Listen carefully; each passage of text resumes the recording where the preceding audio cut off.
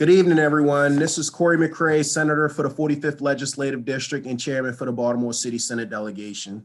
I'm here with the proud honor and privilege serving as our delegation chair, and just want to say thank you for joining us tonight for the Baltimore City Senate Delegation weekly virtual grassroots briefing. At this moment, I just wanted to take the opportunity to recognize my colleagues. You'll see that we're joined by Senator Charles Sidnor. You'll also see that we're joined by Senator Mary Washington. Senator Joe Carter will be joining us momentarily, and Senate President Bill Ferguson and Senator Antonio Hayes are going to be joining us after they come out of executive nominations. Every Monday since the start of session, we've had the opportunity to hear how the COVID-19 pandemic has affected small businesses, our colleges and universities, and housing security. Tonight, we are in for a treat as we welcome Baltimore's congressional delegation for a congressional briefing. It's no secret that COVID-19 and its economic fallout have been widespread, significantly impacting Baltimoreans and Marylanders. That's why it is important for us to hear from our congressional delegation to learn more about the stimulus package that the Biden-Harris administration is proposing, about legislation that includes education funding and addresses unemployment rates, and what our senators and congressmen hope to accomplish during the 117th session of the United States Congress. Over the course of the hour, we will hear from Senator Ben Cardin, Senator Chris Van Hollen, Congressman Kweisi Mfume, Congressman Dutch Ruppersberger, and Congressman John Sarbanes. The Baltimore City Senate delegation will also have time to dialogue with our leaders in Washington. At this moment, I'd like to take the opportunity to invite bring up United States Senator Chris Van Hollen. It is my honor to have the opportunity to introduce our Senator from Maryland, Chris Van Hollen. Prior to serving in the Senate, Senator Van Hollen served in the House of Representatives, becoming the assistant to Speaker Nancy Pelosi, and he also served in the Maryland State Senate, which is a chamber that we all share.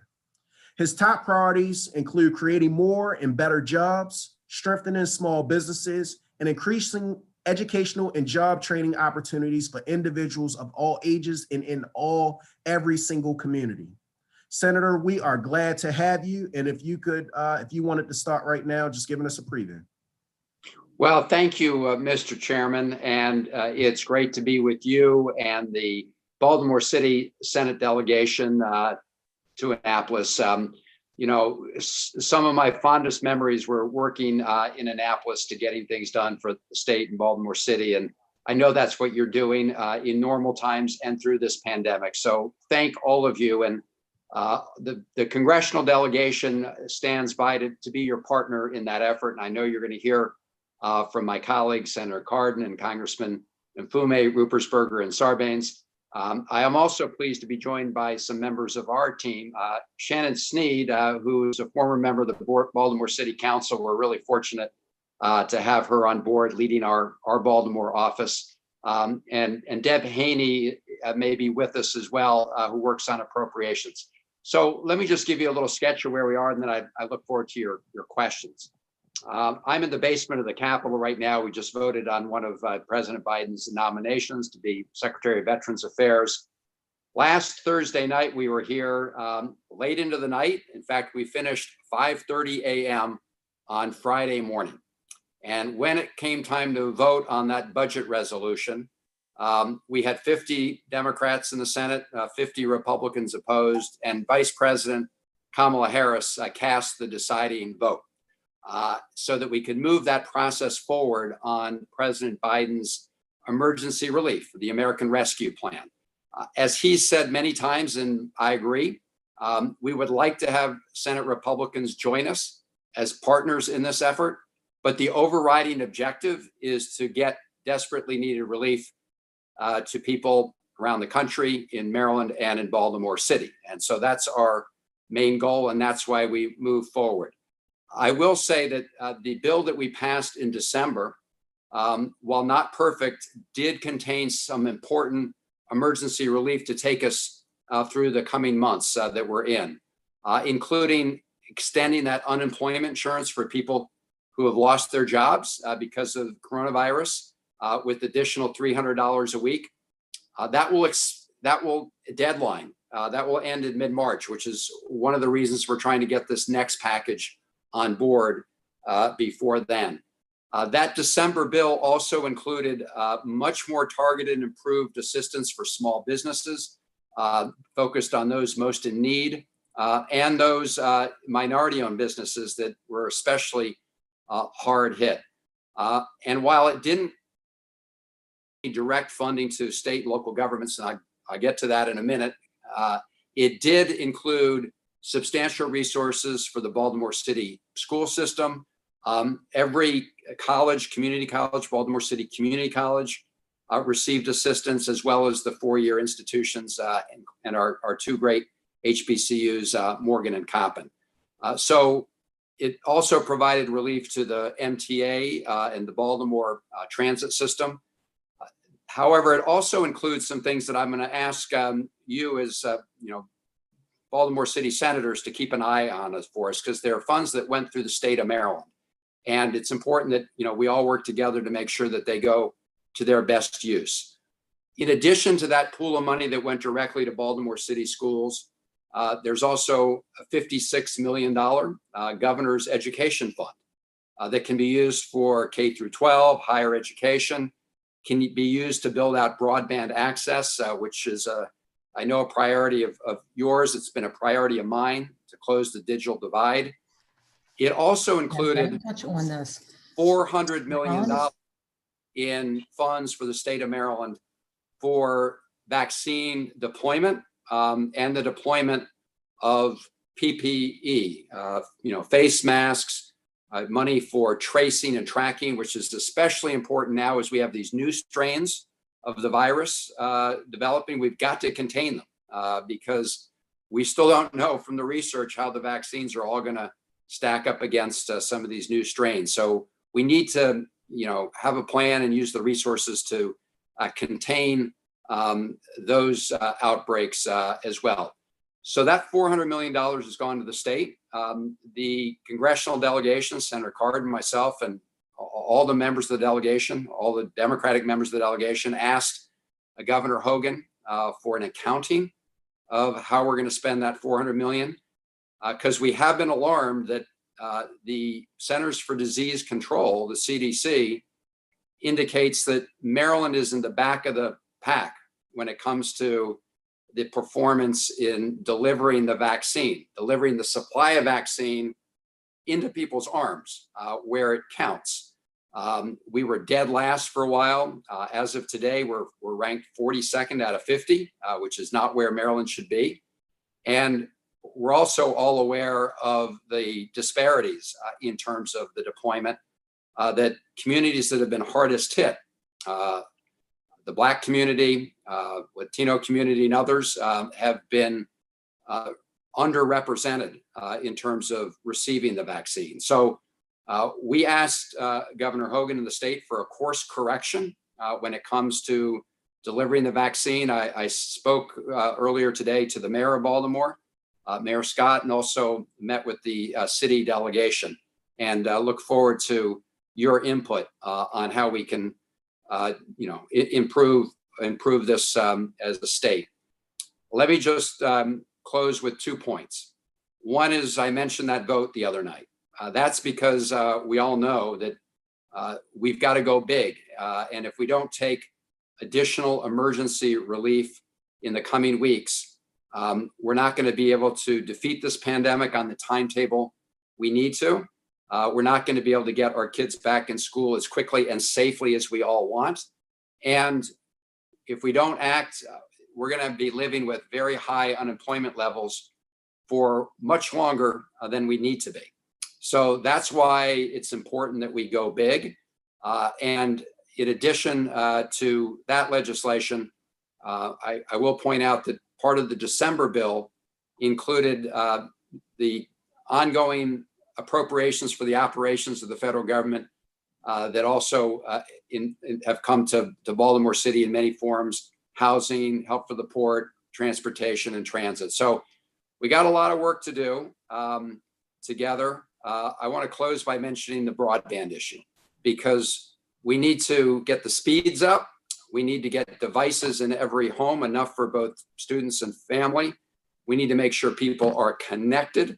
And we need to make sure we treat that kind of digital connectivity in the 21st century like electricity in the 20th century. So let me close there. Look forward to working with you. One feature, I'll just in closing, the feature that's in the next bill, the American Rescue Bill that was not in the earlier bill, are funds that would go directly to state and local assistance.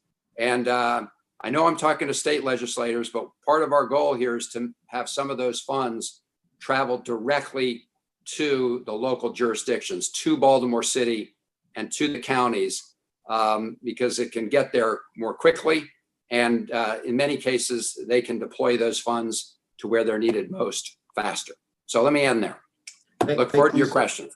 Yes, sir. Thank you, Senator Van Hollen. And at this moment, I just want to see if, and want to make sure, especially for the listening audience, we've been joined by Senator Antonio Hayes, who also serves on executive noms and jumped over right after that. But at this moment, I just want to see if any of my colleagues have any questions for the good senator. I see that Senator Washington has came off of mute. Senator Washington. Thank you, Chairman. Thank you for that signal. Thank you, Senator, and thank you for our federal delegation. We too share your concern, your grave concern that Maryland is 44th or 42nd out of 50 states and the District of Columbia in per capita vaccinations. The other fact that is very concerning is that in Maryland, we only, the African-American population represents 13% of vaccinations, but 35% of deaths and morbidities. And so we are very concerned about the rollout.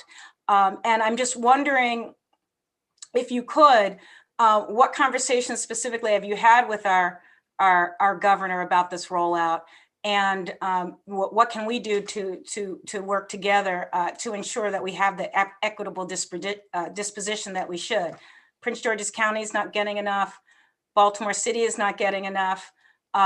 These sites, these main sites that have been set up, in Prince George's County, people are coming from all over. There's no single call-in. What are some best practices that, from what you've seen nationally, that we should be doing in Maryland? Well, Senator Washington, thank you for what you're doing to try to get to the bottom of this, and we are too. That's why we, wrote to the governor raising issues, not just Maryland's very dismal ranking nationally, but also the issues that you and I mentioned, which is the African-American community being totally underrepresented in terms of who's getting the vaccine, the 13% versus the 30% of the population. So we look forward to seeing a plan. At the federal level, we are working to try to boost the supply as quickly as possible. That's what President Biden's focus is. They did order another 200 million doses, but those are not going to arrive tomorrow. They were also successful at boosting the immediate dosage that's coming by about 16%. But the current system is one where the Trump administration left it to states to deploy the vaccine. One of the problems I think with the Maryland system is the lack of coordination and the lack of transparency. And in talking to both county executives and the mayor of Baltimore and local health officials, one of the problems is that when the local health departments run out of vaccine, even though they were promised more, even though they were said, if you're able to deploy this much vaccine in a certain period of time and they meet those targets, they're still being shortchanged. And what's happening is, for example, in Baltimore City, you can go get the vaccine through the health department, but you can also go through a pharmacy or to Walmart or to a hospital.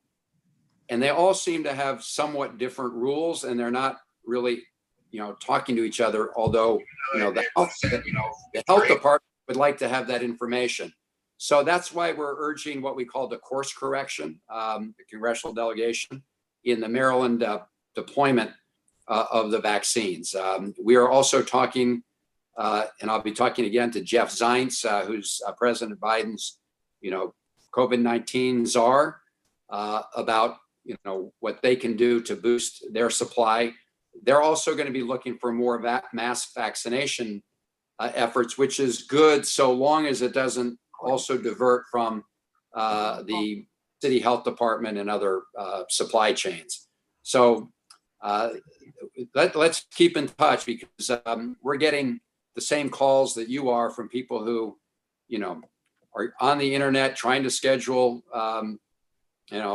schedule appointments, or can't get on the internet, some seniors especially. So it's a real challenge to navigate this process. We need to simplify it.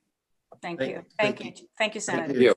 We're going to take one more question from Senator Sidnor, and then we're going to move to the rest of our congressional delegation to make sure that we can get them in. Senator Sidnor.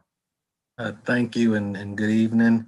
A quick question. I know last year there was the Emmett Till anti-lynching bill. It stalled in the House because of Senator Rand Paul. Do you know, is that bill by any chance moving this particular session?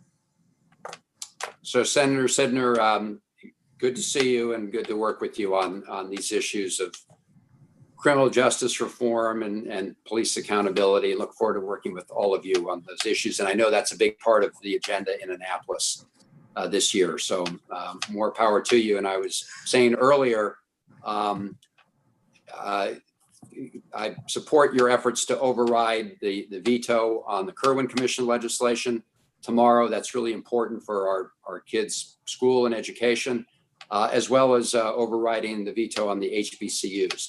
So with respect to the lynching legislation, you're right. It was Senator Rand Paul who blocked that in the Senate on a filibuster. We are certainly going to bring that up again. And now that we're in the majority, we don't have to wait for an amendment to bring it up. We can bring up various bills. And when we finish the emergency legislation and we get over with this trial, which begins tomorrow, we hope to bring up a number of these bills. Now, that being said, in the Senate, until we get rid of the filibuster rule, you can have a senator block it, but right now it's really one senator. So if we can, I'm confident that at some point we can overcome that and pass that legislation. Thank you. It's just a scandal that it hasn't passed already, but we'll get it done.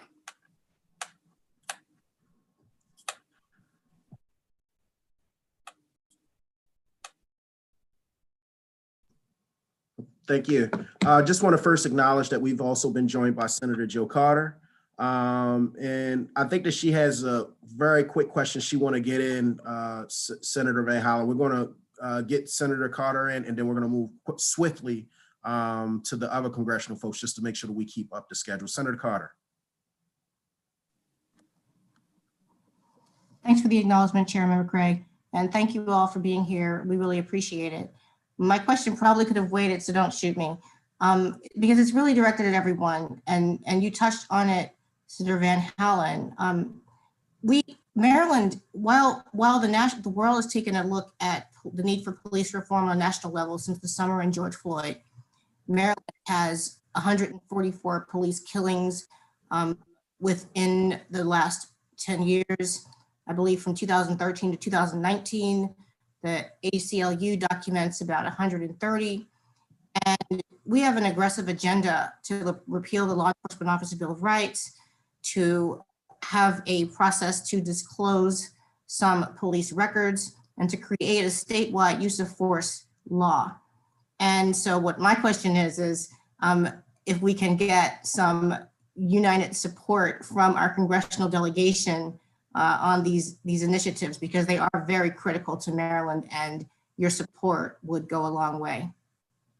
Well, thank you, Senator Carter. I support the ongoing efforts. I haven't seen every single bill and every single proposal, but certainly the direction that the legislature is heading in with respect to accountability and reform is a direction I support. And I'm happy to look at the details of the bills and weigh in. With respect to at the federal level, we're working to pass the George Floyd Justice and Policing Act. As you say, we've just seen, Breonna Taylor, George Floyd. I mean, just a long, tragic list of unjust killings, and we need to change the system, both in terms of accountability and transparency. And this involves federal legislation, but it also very much involves, as you just said, state legislation, local legislation. So I look forward to working with you on that. And Mr. Chairman, if I could just mention one thing, I know, and I'm just going to put this out there because I've spoken to the mayor about this, but I've introduced a bill that goes along with the Justice and Policing Act to try to change the structure of responding to emergencies, because so many of these emergencies involve people with mental health situations, substance use disorder, homelessness. So in those cases, when someone calls 911, you don't want to send somebody who's primarily trained in use of force. You want to send somebody who has the skill set to de-escalate the situation and address that. And so Karen Bass, Congresswoman Bass, and I have introduced bills in the House and the Senate, talked to the Biden team about them, that would provide resources to local jurisdictions like Baltimore City that want to move in that direction. And Baltimore City is one that does want to move in that direction. So I did want to put that out there because that's another piece of what I consider to be systemic reform in terms of how we respond in so many cases. But look forward to working with you and the entire delegation. Thank you, Senator. I think that I would be remiss if I didn't. Yes, Senator Carter. I think I'd be remiss, and just for all of the senators on the call, thank you for your leadership, and thank you for your leadership just in reference to Marylanders. I'm going to quickly move on to our congressman that's all currently here. I'm going to do very brief introductions, so please don't be remiss if it's not the full blown out bio, but just so that folks in the audience know the context. I'm pleased to introduce a gentleman who represents us well and so faithfully, Congressman Kweisi Mfume. Congressman Mfume was able to hit the ground flying when he returned to Washington last year. He previously served in the House for 10 years, helped to pass the Americans with Disabilities Act and sponsoring initiatives to ban assault weapons. Prior to his time in Congress, he served as on the Baltimore City Council, chairing its Health Policy Committee, a role that no doubt helped prepare for him for the challenges we see today. Ladies and gentlemen, just want to acknowledge Congressman Mfume. I'm going to continue to keep going because they'll all three speak within the 5 minutes and then take questions. But it is a privilege to introduce Congressman Dutch Ruppersberger. In Congress, Dutch has gained a reputation as a no-nonsense consensus builder who works across the aisle to bring resources back to Baltimore City and its metropolitan area. Serving as a member of the House Appropriations Committee, he helps to allocate billions of federal each year. He's previously served on the House Intelligence Committee, shepherding important cybersecurity legislation through Congress, a former Baltimore County executive, creating jobs and improving Maryland's economy is one of Congressman Ruppersberger's top priorities. Congressman Rupert, thank you for joining us this evening. Last but not least, I'm humbled to introduce my congressman and friend, John Sarbanes. One focus of Congressman Sarbanes is on more affordable, high quality healthcare, a supporter of then President Obama's Affordable Care Act. John has used his time in Congress to advocate for more prevention in primary care and the racial disparities in healthcare and stemming the opioid epidemic. A practicing attorney and staffer at the Maryland State Department of Education before entering Congress, Congressman Sarbanes has worked to give students the tools they need, writing a law to create public service loan forgiveness options. Congressman Sarbanes is also with us. At this moment, if we can start in the order that we gave in reference to Congressman Mfume, if you can lead us in with the 5 minutes, and then we're going to move over to Congressman Ruppersberger and then Sarbanes, and then we're going to take questions. Congressman Mfume. Make sure I'm unmuted there. Thank you very much, Mr. Chairman, and I want to say it's a pleasure to be with you and all of the city-state senators this evening. I don't know how much time we will have for questions, but I'll hang around like I'm sure my colleagues in the congressional delegation will for as long as that might take. It's good to see a lot of you. I haven't seen you in a while, and it's good to know that this is my first formal visit with the entire Baltimore City State Senate delegation since being sworn in. I do want to say, and I would be remiss if I didn't, that the members of the Maryland congressional delegation, 3 of whom you have here tonight, we all work together as a team. I guess 4, I forgot about Chris, and Ben will be joining us. But it's been a good team. It's the sort of team that gets things done. And I think when you look around the nation, most people tell us at least that we're one of the more effective state delegations because we believe in working together and we believe in trying to find a way to lift all of Maryland together. I, as most of you know, finished out the unfinished term of our dear friend Elijah Cummings. And then since then, I was sworn in after receiving a full term to move ahead in the Congress the beginning of January, a term that largely coincided with your return to Annapolis in many respects. It also coincides with the inauguration of a new president and a new vice president. The beginning of the first term also coincided with the start of a new Senate controlled, as we all know, by Democrats, thanks to the people in Georgia. I don't want to leave the 116th Congress in the dust because I think there were a lot of major focuses there for me and for others. So maybe I'll say a couple of things about that and then a few more things about the new Congress, which has just gotten underway. The major focus of my efforts in that 116th Congress was clearly trying to find a way to fight and control the virus. We did what we could do in terms of providing support through the CARES Act, and then we played, and I did also, a major role in the HEROES Act. All of us on this call worked very, very hard to get it done. And the HEROES Act needlessly died and stalled in the Senate because of Mitch McConnell and other things that he kept on his desk that he never brought forward. Fortunately, electoral politics prevailed in December, and the majority of the Republicans feeling the heat of this last election relented to serve the best interest of the people by passing what we had sent over to them, which was a $908 billion relief package. And so my big picture observation from May through December really relates to trying to find a way to get money into the hands of people, both to stop what should have been a tsunami of evictions unless something happened, what stopped in many respects the foreclosure on mortgages by providing new forbearance that we are still living under today. It meant checks into the pockets of people, less this last time than the first time, and more, we hope, with the package that we are working now to send out and to create law with. I do want to say also that many of the things that I've concerned myself with, I think goes to the heart of some of the members of this particular delegation. You know, the George Floyd Justice and Policing Act, in my opinion, was significant. Senator Carter, you raised a very good point about this whole issue of use of force. That bill establishes a nationwide registry and creates use of force standards. As you know, it did away with no-knock warrants. It did away with racial profiling and religious profiling. It created a national database for officers who've been involved in incidents and who should have been punished but were not. And it also, in many respects, did away with qualified immunity, which a lot of people will hide behind, even though they are wrong. That bill died again on Mitch McConnell's desk. We've got it ready to go again. I will be co-sponsoring it again, and we hope this time to get that passed. There were a number of issues that came up regarding the National Apprentice Act, which we've been able to move on and pass. It goes to the heart of helping young people where they are, particularly those who may not be going into a college or somewhere else. And there are a number of new initiatives that I want to hopefully talk about tonight.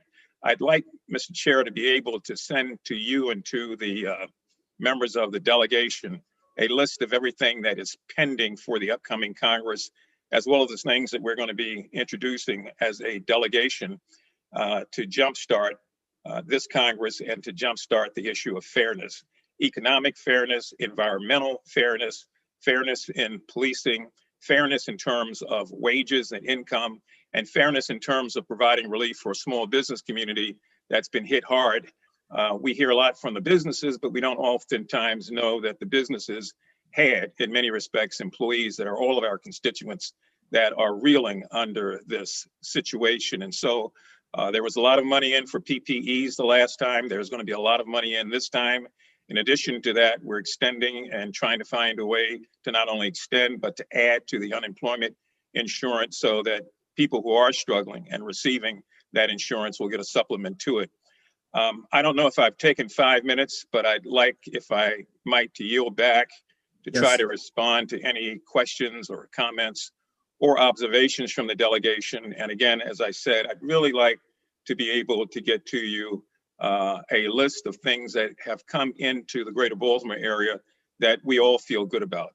Millions of dollars for mental health, millions of dollars for higher education across the state, millions of dollars for social services, and a number of things that as a delegation, we've been able to get done. Some of you may have seen the releases. We hope that all of you are aware of it. And I'm sure my other two colleagues will speak more to that once they have an opportunity to address you. But I will yield back, Mr. Chairman, and try to respond, as I said, to any questions, comments, or observations. Thank you, Congressman. And just going forward, I usually give folks the 2-minute warning privately in the chat, and then I hit the time mark also in the chat. So just as FYI, I'm moving to Congressman Ruppersberger. You have to take yourself off mute, Dutch. Yeah, okay. It's great to be here. I do want to agree with Kwasi. Our delegation, especially the three individuals in the House who represent Baltimore, Kwasi and John Sarbanes, and myself, and then our two senators, we work together as a team. I'm homegrown Baltimore. I grew up here, went to City College. At this point, I represent Cherry Hill and Belair Edison. I feel good about the new administration under the Mayor Brandon Scott and the fresh faces we have on the City Council. And I think we can breathe new life into the old familiar issues that have plagued us. Our first priority has to be crushing COVID-19. The virus is public enemy number one. Now, President Biden has put forth an aggressive proposal, and the House took its first essential step toward the next COVID-19 relief package last week, passing a budget resolution that will enable us to move quicker in the coming weeks as we put President Biden's proposal into an actual bill. Now, the numbers will change, but we stand a really good chance of seeing about $130 billion for schools to reopen, another round of stimulus checks, $1,400 a person, an extension of federally supplemented unemployment checks, $15 billion to help the hardest hit small businesses, and $350 billion for state and local government. That's so important. The House will assemble the portions of the bill and then pass it out to the Senate. And it's unlikely the minimum wage increase will survive today. We are at the front end of the process and will not likely take up the reconciliation bill until next week, maybe even longer. I want to comment on another issue that needs to be addressed also, and that's the insurrection of January 6th. We cannot move forward as a country until those responsible are held accountable, and that includes Donald Trump. The groups that targeted the Capitol January 6th are domestic terror groups. The Department of Homeland Security has issued a terrorism bulletin reminding us all to be vigilant. And there are a lot of unhappy Americans out there willing to break the law to make their point, and we have to remain vigilant. The threat is not subsiding at this point.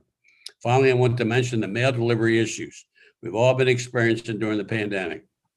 The Maryland delegation has been united in our approach to get the post office back on track. The post office is an independent agency under executive branch, and they really receive no taxpayer money.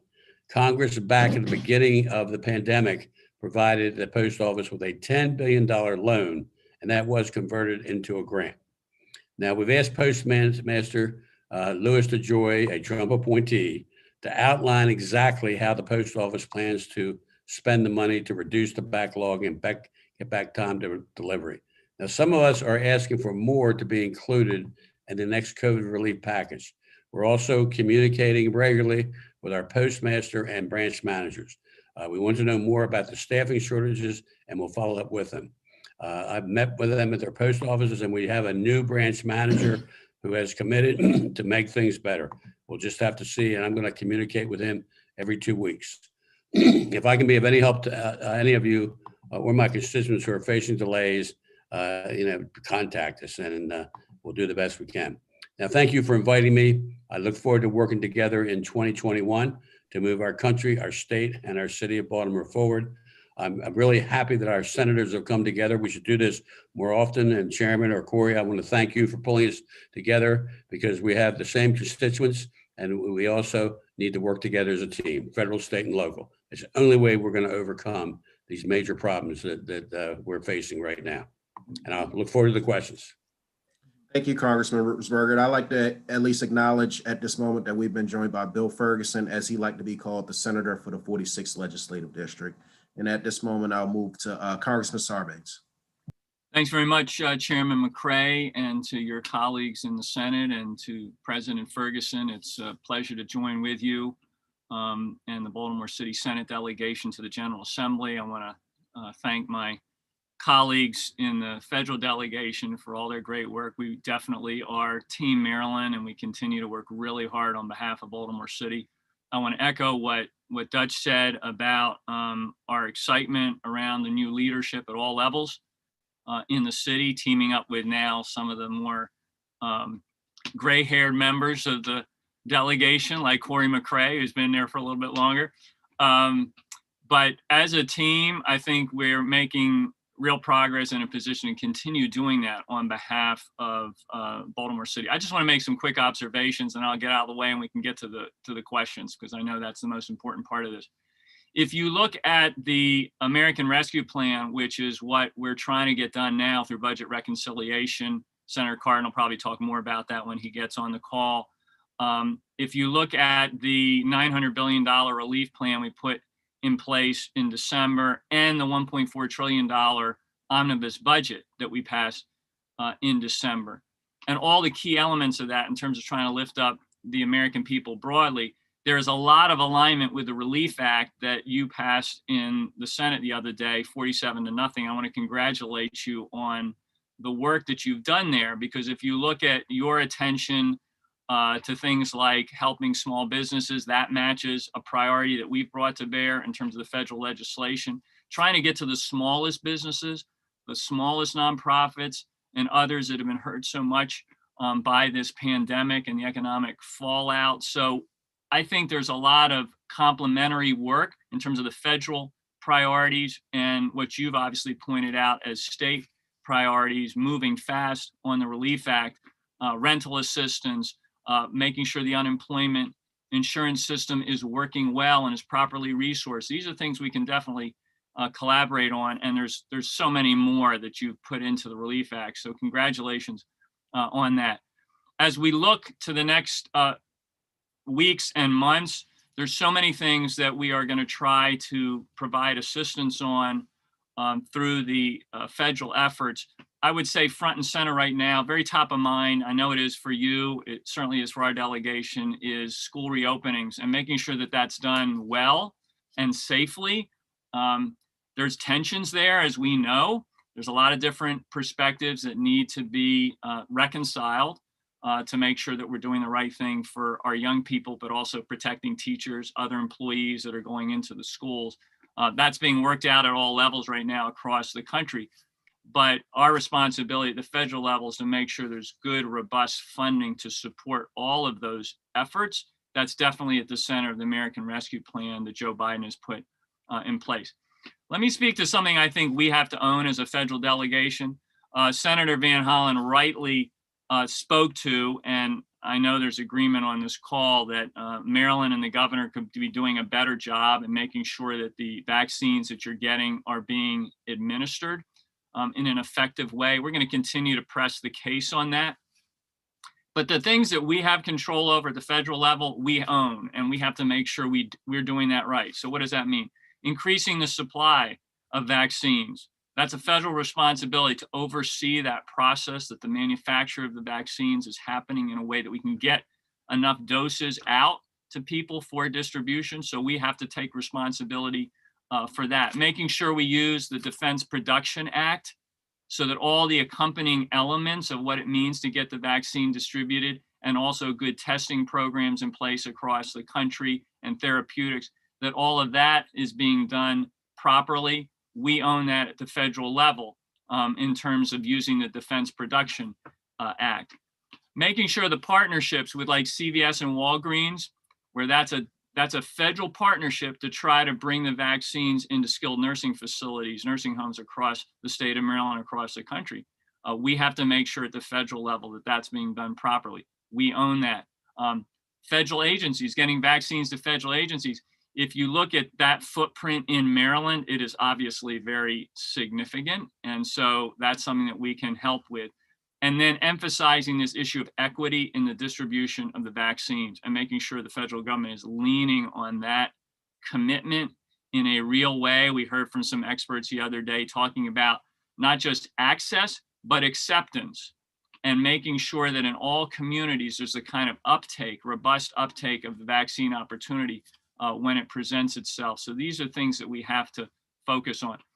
A couple of my own priorities on the Health Subcommittee of the Energy and Commerce Committee, focused on vaccines, focused on strengthening the ACA. Thank you, Maryland and the General Assembly, for being such an incredible partner in modeling how we can build on the foundation of the ACA. I think you'll see the Biden administration and a Democratic Congress borrowing from some of the lessons in Maryland and what you've modeled over the last few years to apply that nationwide. Reducing the cost of prescription drugs. We've talked about the importance of addressing racial injustice across the country. We very much believe we're in a moment that's different from past moments, but we got to show that that's true. We have to continue to be uncomfortable in the conversations we have and turn those conversations into action on that front. Last thing I'll just mention, H.R. 1, the For the People Act, is a bold, transformative package to try to restore our democracy. In November, the American people pulled our democracy back from the brink. January 6th attack on the Capitol showed us that what we pulled back is still very fragile. We need to strengthen it, give it care and attention. H.R. 1 would fix voting in America. It would fix partisan gerrymandering across the country. It would strengthen ethics and accountability, and it fight back against big money influence in our politics. It's H.R. 1 in the House. I've been proud to assemble the bill there. It's S1 in the Senate. We're going to push as hard as we can in the coming weeks to get that across the finish line. Thank you. Thank you, Congressman. At this time, I'd like to quickly move through my colleagues to see if there are any questions that may be had.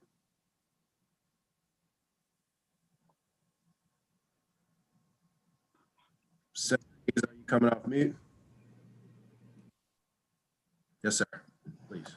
Thank you, Mr. Chairman, and thank you to all the Congress people that presented here today.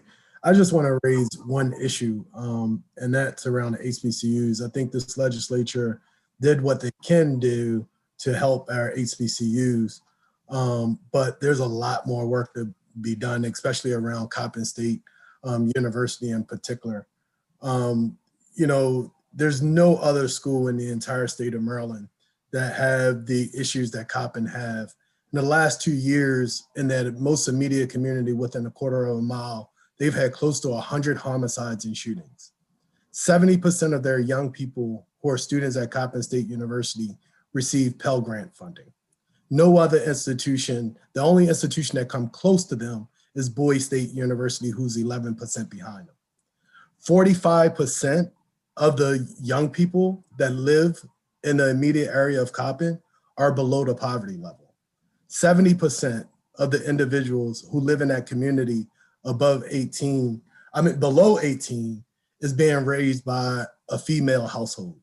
And so, you know, we did what we could this year as it relates to HBCU, but we're far from mission accomplished.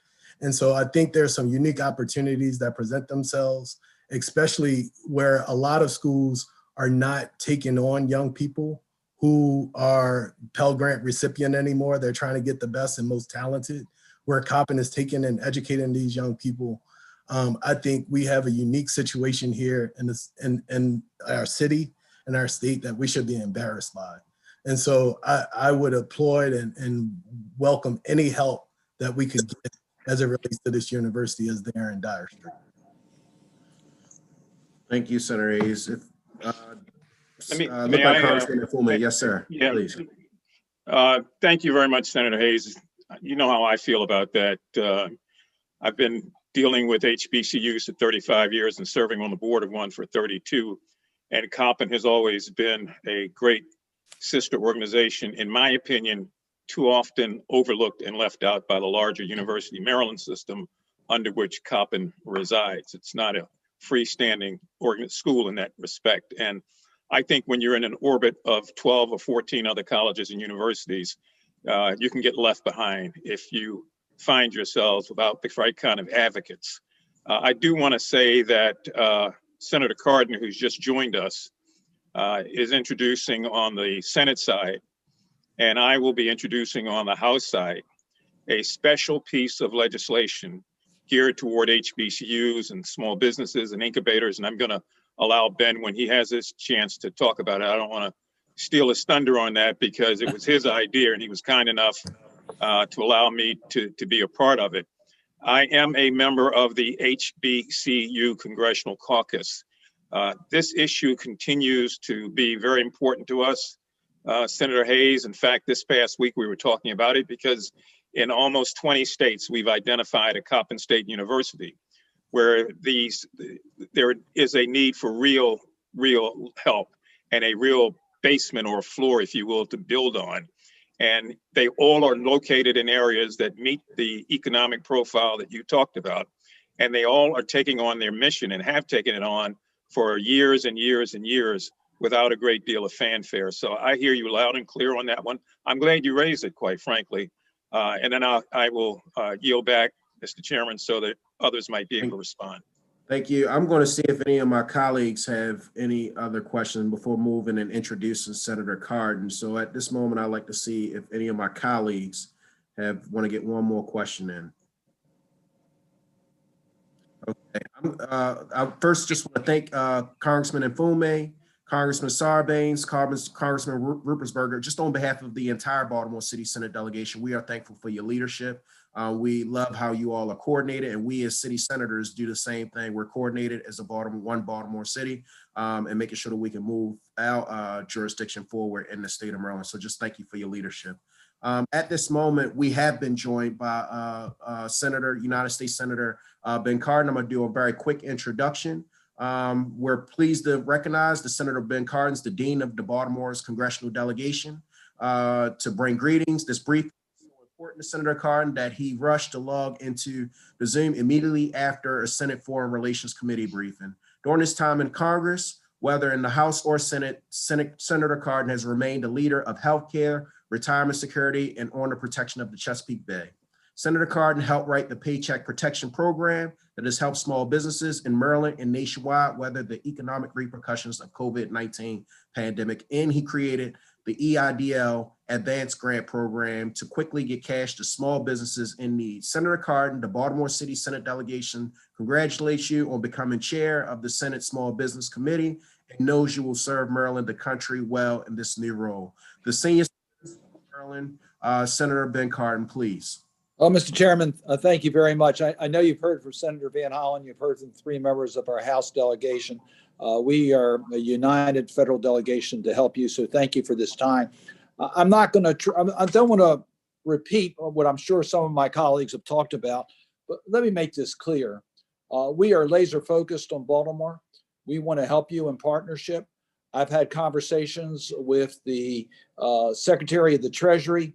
I've had conversations with other members of the Biden administration in regards to the consent decree in Baltimore and what we need to do to concentrate on public safety in Baltimore and in justice and policing in Baltimore.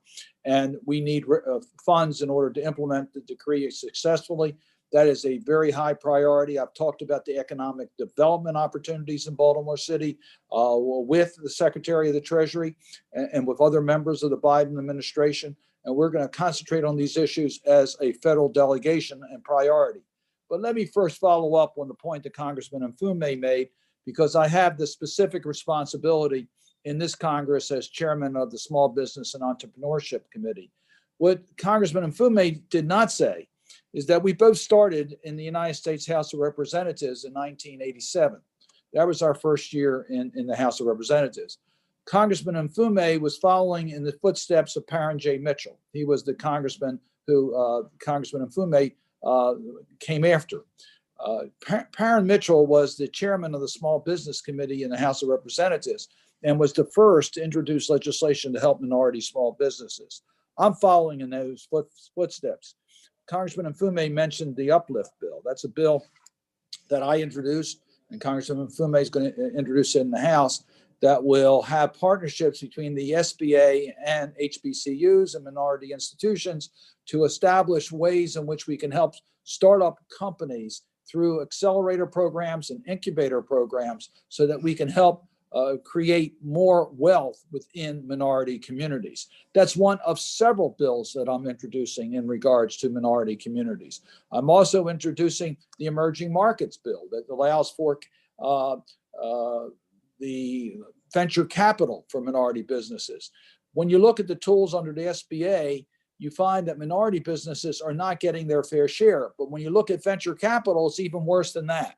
So this is an opportunity to set up a separate office under the SBA to work with minority businesses in new emerging markets to make up for the shortfall in venture capital. I also have introduced the New Start program. That's for returning citizens. So there'd be no, first of all, no prohibition about a person with a criminal record being able to participate in the SBA programs, again, to deal with the wealth disparity, but also to set up an opportunity to help those returning citizens so they can become entrepreneurs and benefit from America. We also have set up in the last omnibus bill help for mission lenders, the CDFIs and MDIs. So I'm just pointing this out that we have an all-out game plan to deal with small businesses and opportunities that will help in Baltimore, help the small businesses, help those businesses in underserved communities. All this is part of our strategy to help in regards to Baltimore. There's so many other issues I could talk about, but President Biden's talked about Build Back Better. I put it Build Back Better and Fair. We want to make sure that as part of that effort that we put money into broadband. We recognize that broadband is still an area in Baltimore City that we have to do a much better job. That came out, we knew it before COVID-19, but COVID-19 really put a spotlight on the need to make sure that all families have access to high-speed internet. And that's one of our priorities. It's in the omnibus bill that passed. It's also in President Biden's bill that the budget of which we passed last Friday morning. And also will be included in the reconciliation bill that we'll be taking up within the next couple weeks. We also want to deal with the transportation and economic needs in Baltimore, and we're working very hard to make sure that we have a focus of our delegation on those issues. So, Mr. Chairman, I'll be glad to try to answer questions. I know the hour is late. You were kind to give me a pass. I was involved in a Senate Foreign Relations classified briefing in regards to the challenges around the world. And I thank you for giving me this opportunity to join you a little bit late. Thank you. Senator Carr, we're going to try to get one or two questions in. Is there any questions of my colleagues at this moment? Mr. Chairman. Senator Ferguson. Thank you, Mr. Chairman. Senator and Congressman, great to see you. I'm sorry I was late. I was at the executive nomination, so it was not a foreign relations briefing, but slightly less critical, but important in Indianapolis nonetheless. I'm curious your thoughts on the likelihood of an infrastructure bill. And do you see that sort of as a summertime thing? And do you see the city as well positioned, or the Baltimore region is well positioned there? Well, Bill, first of all, thank you for your leadership in the Senate. We're very proud of our president of the Senate, Mr. President. Yes, I expect I will chair the infrastructure subcommittee of the Environment and Public Works Committee. That decision will be made a little bit later this week. And in that position, I will be in a position to help structure the infrastructure bill as part of Build Back Better. In the last Congress, we had a bipartisan agreement to move an infrastructure bill. I think we'll have another opportunity to move an infrastructure bill. We recognize that as a result of COVID-19, we've lost a lot of jobs, and we want to create a lot of new jobs, and through infrastructure, we can do it. It's not only transportation, it's also water infrastructure, it's also broadband, it's also energy infrastructure. But I expect that I'll have an opportunity to structure that. So some of the things I've looked at is transportation alternative programs where the local governments can control more of the dollars and do it for economic growth. And by the way, safety, bicycle safety is a huge issue that we want to make sure that we deal with, that we have an issue in Baltimore to make sure we have safe ways in which people can get around, recognizing the challenges of an urban center. So yes, I do think there are major opportunities in Build Back Better, in infrastructure to help Baltimore City. And I will have an opportunity working with your delegation, working with the mayor, the city council to see how we can further those priorities. In that group is also the issue of the Port of Baltimore. It's the Howard Street Tunnel that we are moving forward with. So there are a lot of issues that we will be working with the leadership of Baltimore in regards to both transportation and other infrastructure issues. Thank you, Mr. Chair. Thank you, Senator. Thank you, Mr. Chairman. Thank you. And thank you, Senator Cardin. Senator Cardin, one of the things that we do is we are very efficient and we end on time. It is hour. So we want to just make sure that we thank you for your leadership and thank you for the briefing. So as we close, just to the audience, just want to say thank you to Baltimore's congressional delegation for joining us tonight to provide a congressional briefing. Senators Cardin and Van Hollen and Congressman Mfume, Ruppersberger and Sarbanes. Thank you for representing our city so loyally and for promoting Team Baltimore.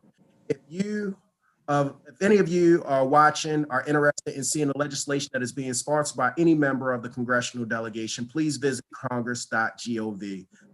Congress.gov. And if the hour wasn't long enough, please feel free to continue the conversation by connecting with us via social media. The Baltimore City Senate Delegation is on Facebook, Instagram, and Twitter. You may also visit us on the web at bcsdelegation.com. We will be holding grassroots briefings every Monday from 6 p.m. to 7 p.m. during the legislative session. We hope that you'll join us next week for a conversation with Baltimore's new city administrator and for a state aid to local government briefing. Again, just want to say thank you all for joining us and look forward to seeing you next week. Thanks again. Y'all have a blessed night.